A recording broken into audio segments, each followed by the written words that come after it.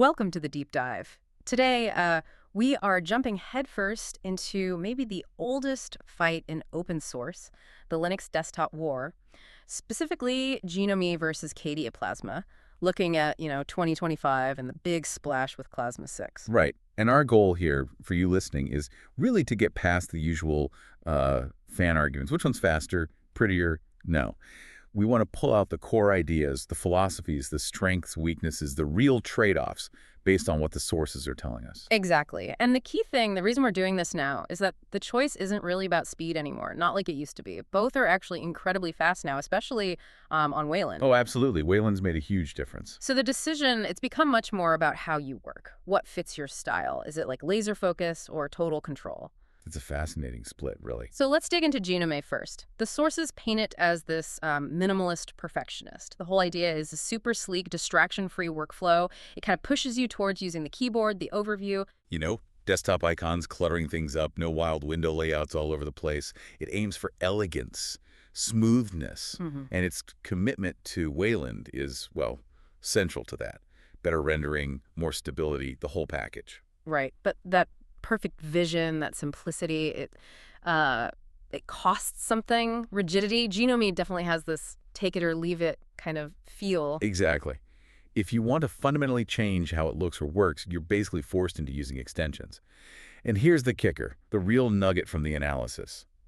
Those extensions, they tend to break every few updates. Which is super frustrating if you rely on one. Well, yeah, and it's not really accidental. GNOME's developers often update the internal stuff, the APIs, to keep their core design clean and stable. Third-party tweaks that dig into those internals, they often just, well, break. It's stability for the official experience over third-party freedom. That really nails the trade-off, doesn't it? Protecting the core means locking out the tinkerers sometimes. And that rigidity is what makes looking at KDE Plasma 6 so interesting right now. Because when you look at KDE, the sources call it the creative powerhouse. It's built for, like, infinite tweaking. It's perfect for power users, maybe developers, or even, someone coming from Windows who wants something powerful but maybe a bit familiar too. The philosophy is just night and day. GNOME says, here's the best way. KDE says, here are the tools, build your best way.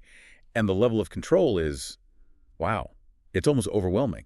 Right. I mean, it's all built in. You can change practically anything. Panels, themes, widgets, window effects, crazy stuff. All without needing third-party patches that might break. Yeah. And, maybe counterintuitively, Plasma 6 is actually really efficient now. Runs great on Wayland. Memory usage is surprisingly light for something so packed with features. Right, it's like the ultimate toolkit. But, okay, the freedom, as you said, it isn't totally free, is it? The analysis points out that all those options, they can genuinely overwhelm new users. Like, where do you even start? Option paralysis, yeah. It's a real thing. And while the base system is solid, the danger with all that control is, well, shooting yourself in the foot. The sources mention that tweaking too much can lead to weird bugs or things just feeling inconsistent. Yeah. Because you've pushed things in a way the developers maybe didn't foresee. So you can kind of break it yourself in a way. You can configure yourself into a corner, yeah.